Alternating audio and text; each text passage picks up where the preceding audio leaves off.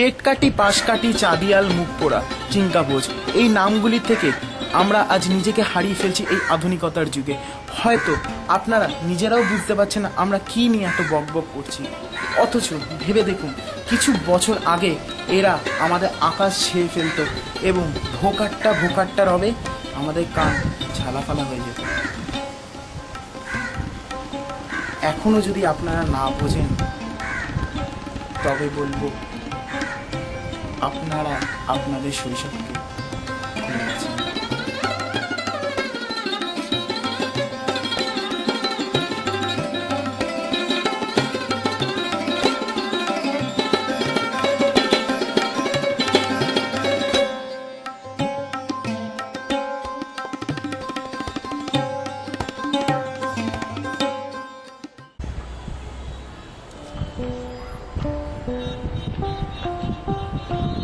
মাঞ্জা কথাটা আপনাদের মনে পড়ে? হয়তো ছোটবেলায় আপনারাই সুতোয় মাঞ্জা লাগিয়ে থাকবেন। সেই স্মৃতিটাকে একটু উস্কে দিতে আসুন মনে করে নি মাঞ্জা দেওয়ার পদ্ধতি। অথচ আজকালকার দিনে ঘুড়ি নামটা শুনলে অনেকেই নাক শিট করে।